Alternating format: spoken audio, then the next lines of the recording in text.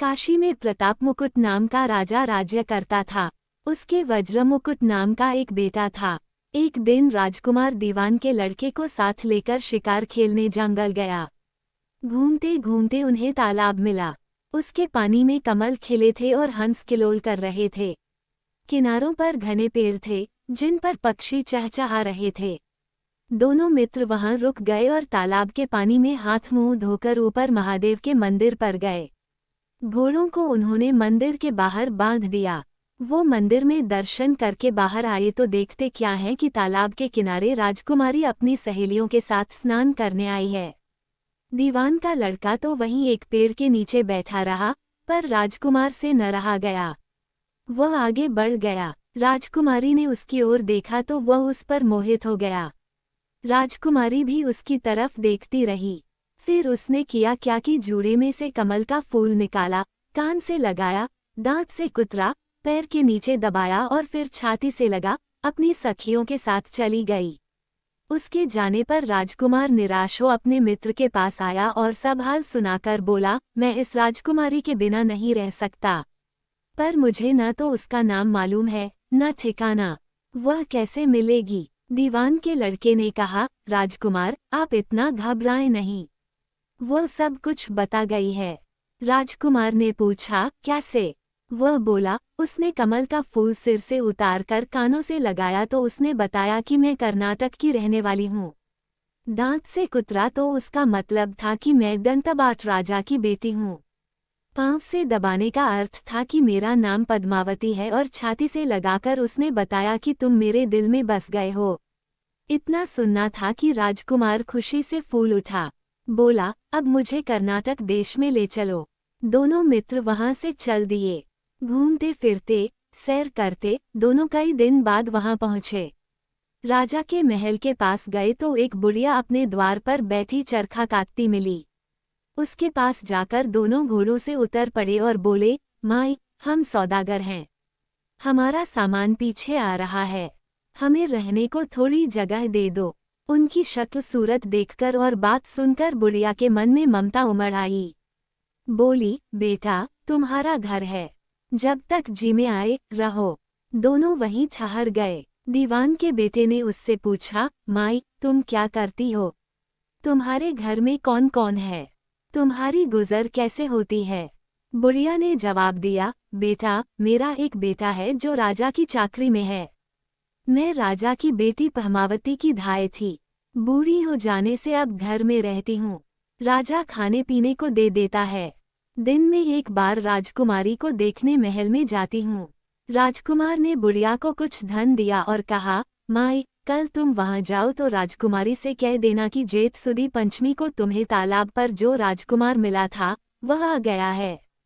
अगले दिन जब बुढ़िया राजमहल गई तो उसने राजकुमार का संदेशा उसे दे दिया।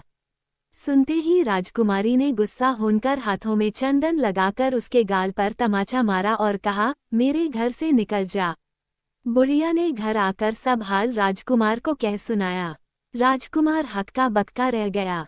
तब उसके मित्र ने कहा, राजकुमार, आप घबराएं नहीं, उसकी बातों को समझें।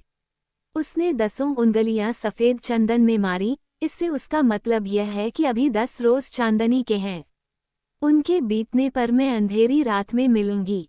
10 दिन के बाद बुढ़िया ने फिर राजकुमारी को खबर दी तो इस बार उसने केसर के रंग में 3 उंगलियां डुबोकर उसके मुंह पर मारी और कहा, भाग यहाँ से। बुढ़िया ने आकर सारी बात सुना दी। राजकुमार शोक से व्याकुल हो गया। दीवान के लड़के ने समझाया, इसमें हैरान होने की क्या बात है? उसने कहा है कि मुझे मासिक धर्म हो रहा है। 3 दिन और ठहरो। 3 दिन बीतने पर बुढ़िया फिर वहां पहुंची। इस बार राजकुमारी ने उसे फटकार कर पश्चिम की खिड़की से बाहर निकाल दिया। उसने आकर राजकुमार को बता दिया। सुनकर दीवान का लड़का बोला, मित्र, उसने आज रात को तुम्हें उस खिड़की की राह बुलाया है। मारे खुशी के राजकुमार उछल पड़ा। समय आने पर उसने बुढ़िया की पोशाक पहनी, इत्र लगाया, हथियार बांधे।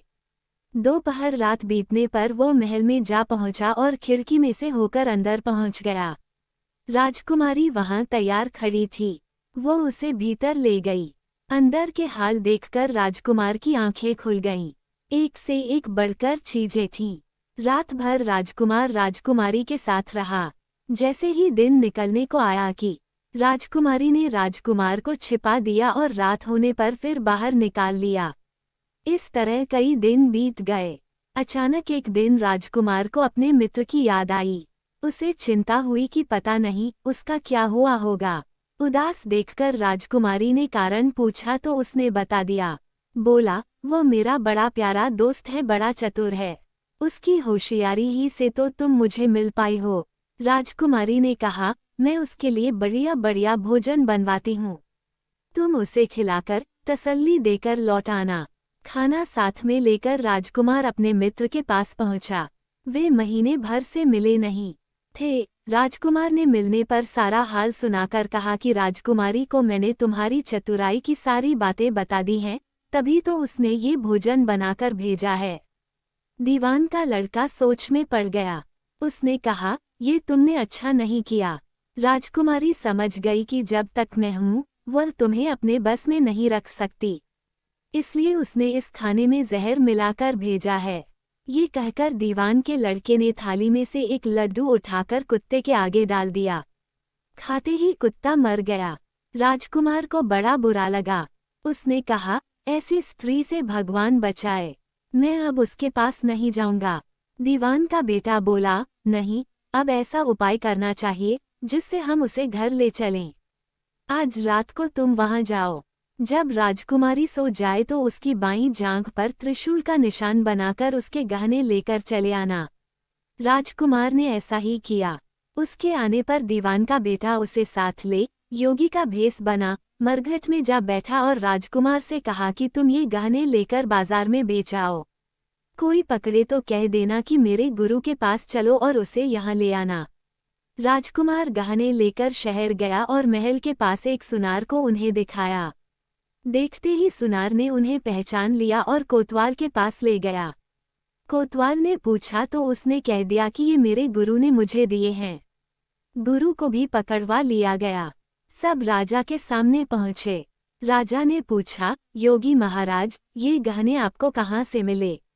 योगी बने दीवान के बेटे ने कहा, महाराज, मैं मसान में काली चौदस को डाकिनी मंत्र सिद्ध कर रहा था कि डाकिनी आई।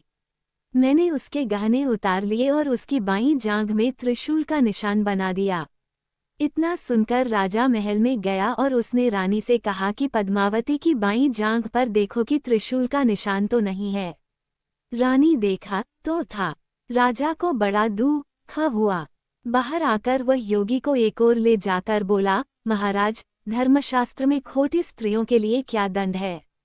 योगी ने जवाब दिया, राजन, ब्राह्मण, गौ, स्त्री, लड़का और अपने आश्रय में रहने वाले से कोई खोटा काम हो जाए तो उसे देश निकाला दे देना चाहिए। ये सुनकर राजा ने पद्मावती को डोली में बिठाकर जंगल में छुड़वा दिया। राजकुमार और दीवान का बेटा तो ताक में बैठे ही थे।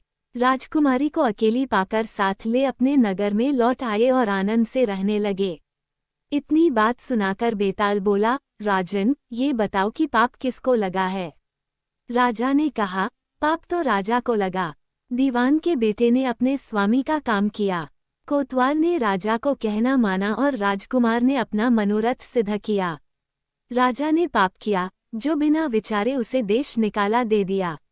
राजा का इतना कहना था कि बेताल फिर उसी पेड़ पर जा लटका।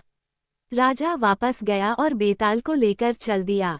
बेताल बोला, राजन, सुनो, एक कहानी और सुनाता हूँ, लेकिन उसके लिए आप सभी पेज को फॉलो कर लीजिए और आप किसको पापी मान रहे हैं कमेंट कीजिए। मिलते हैं बेताल 25 की अगली कहानी में।